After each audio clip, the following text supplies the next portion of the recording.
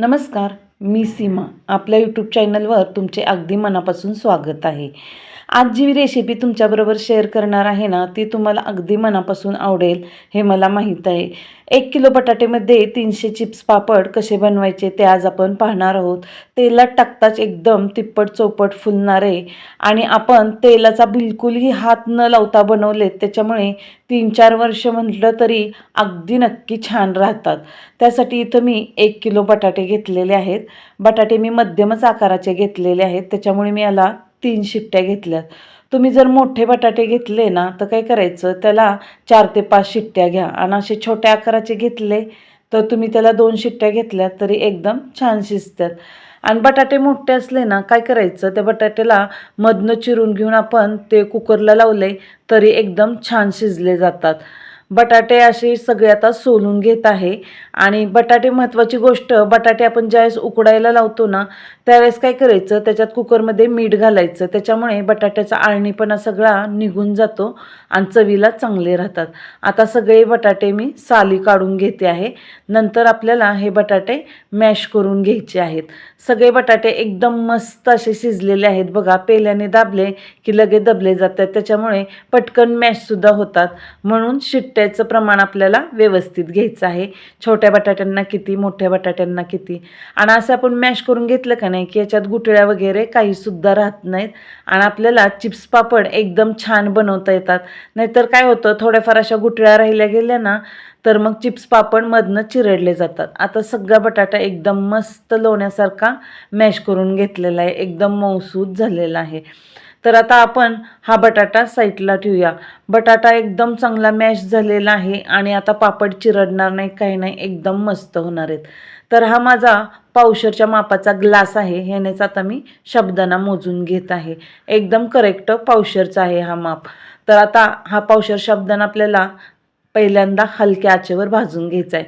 तर काय करायचं, पहिल्यांदा पॅन असो किंवा कढई असो थोडी गरम करून घ्यायची आणि नंतर गॅसची आच कमी करून घ्यायची आणि पटापट हात हलवत आपल्याला साबुदाणा भाजून घ्यायचा आहे. बिलकुलसुद्धा थांबायचं नाही मध्ये. म्हणजे काय होतं, साबुदाणा करपला जात नाही आणि एकदम मस्त भाजला जातो.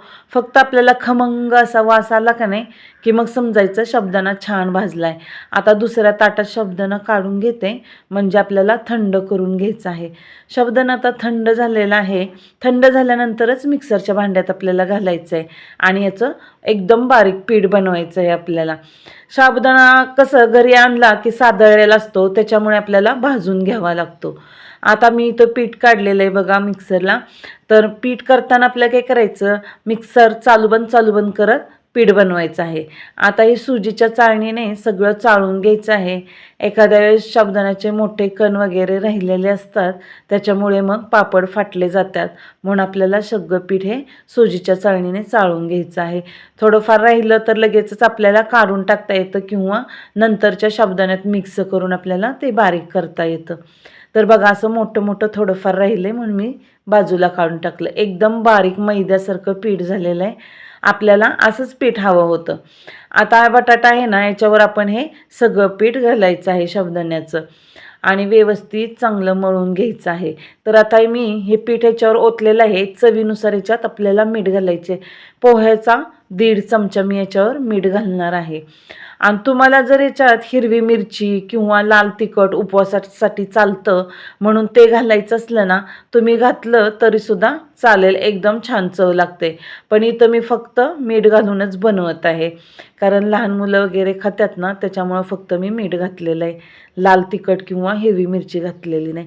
आता हे सगळं पीठ ह्या बटाट्यात आपल्याला मिक्स करून घ्यायचं आहे. व्यवस्थित छान मळून घ्यायचं. अगदी सगळं पीठ बटाट्यात मिक्स व्हायला पाहिजे.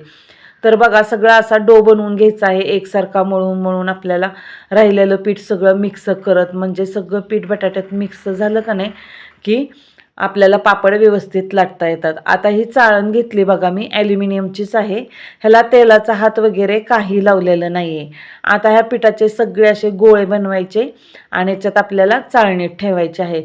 कारण साबुदाणा आपण कच्चाच घेतला, हलका भाजला आहे तरी तो काही शिजवलेला नव्हता.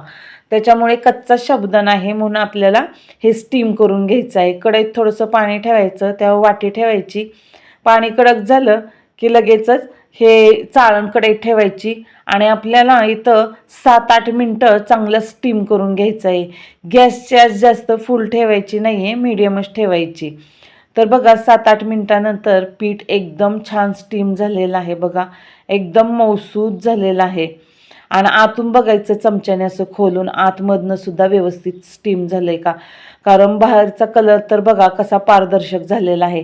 आतून जर तुम्हाला वाटलं की पांढरं आहे, पांढरं म्हणजे कच्चं पीठ, तुम्हाला पांढरट दिसलं तर अजून स्टीम करा. इथं मी मीडियम आचेवर केलंय त्याच्यामुळे एकदम छान स्टीम झालेलं आहे. आता हे थंड करायसाठी इथं मी परातीत काढून घेते. सगळे गोळे असे परातीत काढून घ्यायचे.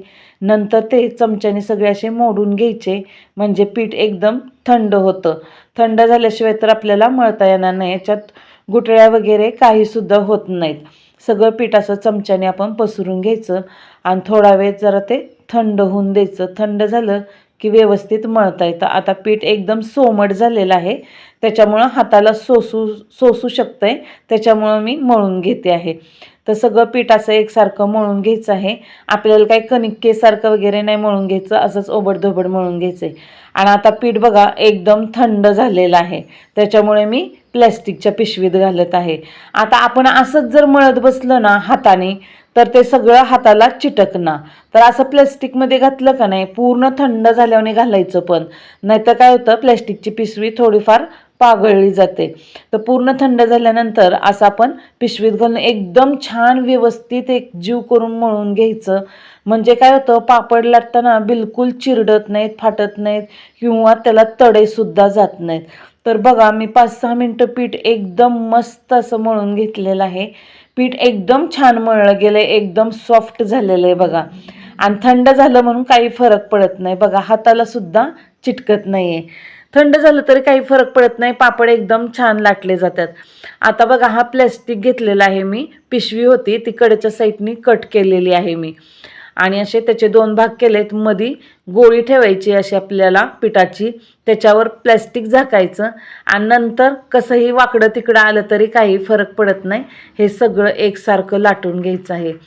कुठं जाड कुठं पातळ असं लाटायचं नाही, सगळं व्यवस्थित एकसारखं लाटून घ्यायचं आहे. आणि लाटताना सुद्धा काही त्रास होत नाही, एकदम पटकन लाटलं जातं, कारण पीठ एकदम छान लोण्यासारखं मळलेलं असतं बघा. असं हातावर घेऊन बघायचं, आपला हात दिसतो बघा एकदम ट्रान्सपरंट, आणि पापड एकदम छान होतात बघा. बिलकुलसुद्धा चिरडत नाहीत, तुटत नाहीत किंवा क्रॅशसुद्धा जात नाहीत त्याला. तर बघा असं अलगद कापड काढून कागद काढून घ्यायचा, कागद अलगद असा काढून घ्यायचा आणि बघायचं सगळं एकसारखं लाटलेलं आहे. तर हा पाणीपुरी बनवण्याचा मोल्ड आहे, त्याने मी इथं असा आकार देत आहे छोट्या चिप्सचा. तर तुमच्याकडं नैवेद्याची वाटी वगैरे काही छोटंसं असलं का नाही, डब्याचं टोपण वगैरे, त्याने तुम्ही आकार दिला तरीसुद्धा चालेल.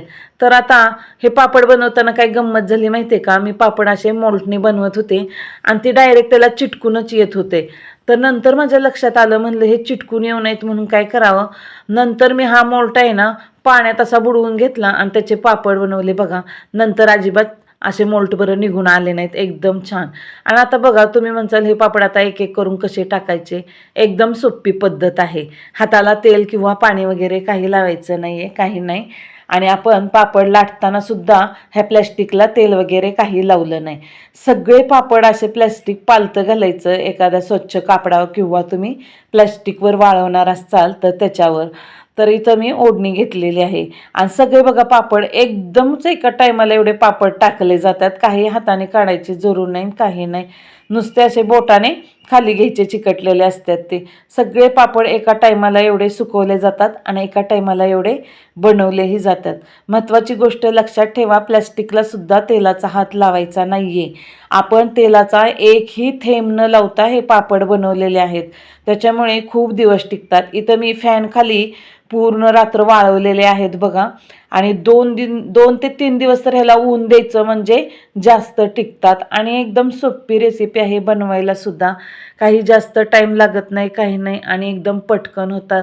तळल्याने सुद्धा बघा एकदम चौपट असे फुलले जातात आणि चवीला तर खूप छान लागतात आणि खूप सोपी रेसिपी आहे.